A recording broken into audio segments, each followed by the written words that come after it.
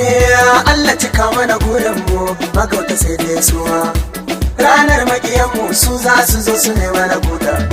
za su fesa turare ko ta ina idan mun taka haka za su faɗi Allah ya tsare alakau da bala'i munafiki mugu ne amma hakan ba sai ya barka to ma yaya sun ka iya ubangiji ya yi iko ne a radu sai dai kallo domin da kahircinka ubangiji ya ganka mu kama abin kauna kar bagauta sai mana tuni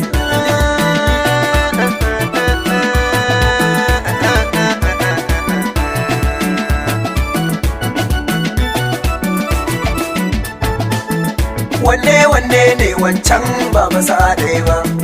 kauna ce bata zam dai da magauci ba dace ne dace bai zama shirme ba soyayya babban miki da ni da kai babban ka damke masoyinka komai wuya ko ne yanzu a sha zuma a tauna madaci cikin ta hardanci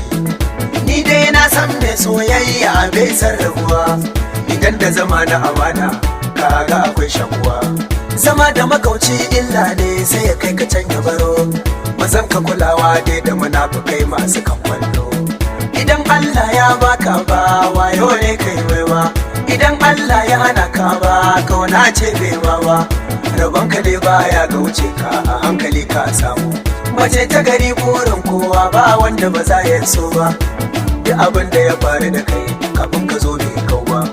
kowa na burin aure kowa na burin aure kowa na kaunar aure kowa na kaunar aure ni ma ina son aure ni ma ina son aure kai ma kana son kai aure kai ma kana son kai aure ma kina son ki aure lalle kwarai tana son kai aure a take ma kina son ki aure kaji tana ce baba amar aure ina ce baba aman aure ina ce baba aman aure lokaci na yayi in ba tsufa akwai mutuwa wanne zan kayar a kowace rana sai girma nake kanne na sai tasowa dai suke baba a duba a baba a duba a baba a duba in naki kama in naki kama in naki kama ne magauta dan magauta ba za su bari ba addu'ar rikice za ta min kariya ga magauta na dan kar su min dariya iyaya mu sun faɗa mana man haihu sun kace ko ina mun shiga mu fito kalau kukar muke ganin magauta na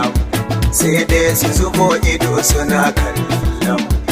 Allahu ubangiji yake cishe mu kaga baka da yanda za ka yi da mu ba mu zo nema ba gurin ka ba wulakanci yanzu